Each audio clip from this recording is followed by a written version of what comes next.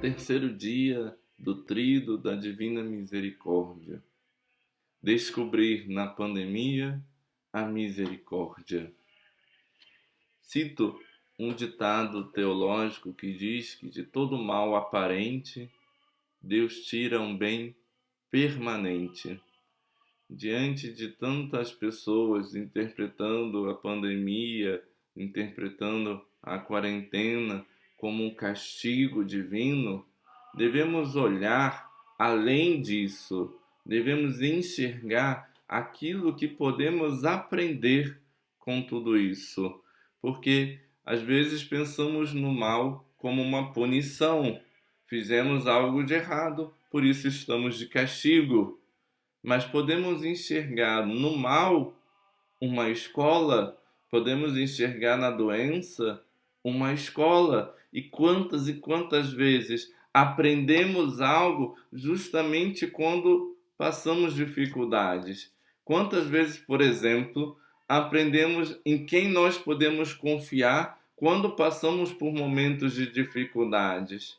Quantas vezes nós precisamos quebrar a cara para enxergar uma realidade que já estava aos nossos olhos, mas não conseguíamos enxergar antes? Então, o mal é uma escola que nos ensina a sermos pessoas melhores. Há um clássico exemplo disso na construção da Sagrada Escritura, no seu Antigo Testamento, nos seus primeiros livros. Se examinarmos a construção dos 9 primeiros livros da Bíblia, de Gênesis ao livro de Reis, nós vamos enxergar como Deus foi moldando o nosso caráter no sentido de perda e ganho. Sim, se a gente examinar o que é a central dos 9 primeiros livros, vamos nos assustar. Por exemplo, Gênesis, a criação da terra. Êxodo, o retorno à terra prometida. Levítico, Números, Deuteronômio, a legislação da terra. Josué, a conquista da terra. Juízes, Samuel e Reis, o governo da terra. A centralidade, portanto, é a terra. E assim pensavam que era abençoado quem possuía a terra, quem possuía bens.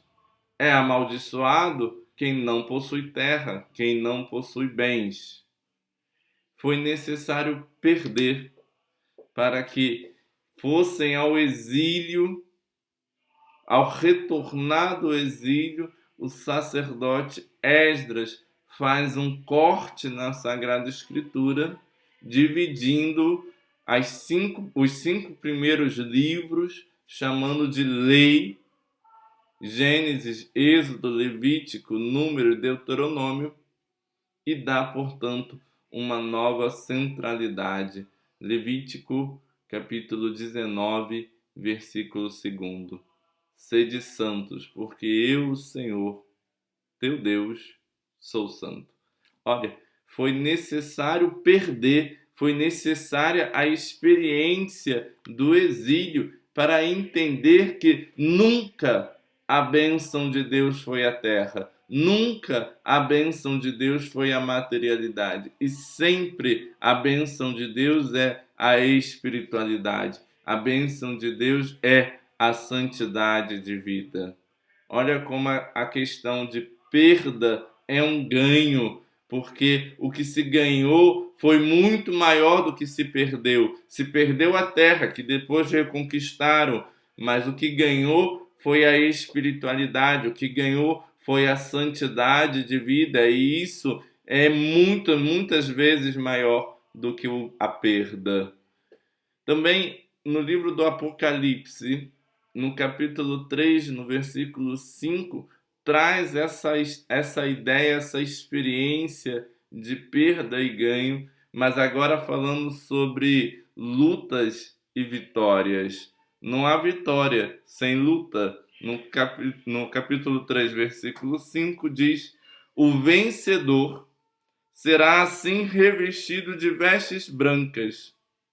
Jamais apagarei o seu nome do livro da vida, e o proclamarei diante de meu Pai e dos seus anjos. Ora, não há vencedor se não foi para a luta. Então, podemos enxergar o mal, podemos enxergar a pandemia, podemos enxergar a quarentena como um castigo, ou podemos enxergar o mal, a pandemia, a quarentena, ou qualquer outro mal em nossa vida como um campo de missão, como um campo de luta. E se sairmos vencedores, aí sim seremos dignos de ter o nosso nome no livro da vida. Mais do que isso, vocês que me conhecem sabem que eu vou falar sobre agora, né? Mais do que isso, a questão da veste branca. O vencedor recebe uma veste branca. Queridos, como é que na antiguidade se mantinha uma veste branca? Como é que se lava uma veste branca, uma vez que não tem máquina de lavar, não tem tanque, não tem Vênus?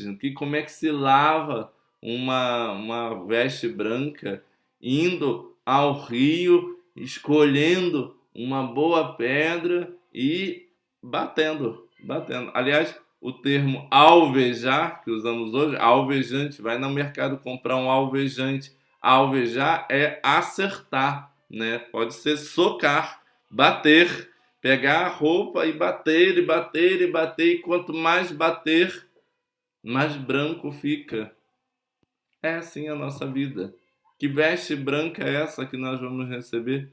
A nossa vida nova, que muitas e muitas vezes foi batendo em tantos males que acontecem em nossa vida, batendo em tantos sofrimentos, batendo em tantas lutas, mas somente assim nós poderemos sair vencedores. Não podemos desanimar, não podemos desesperar.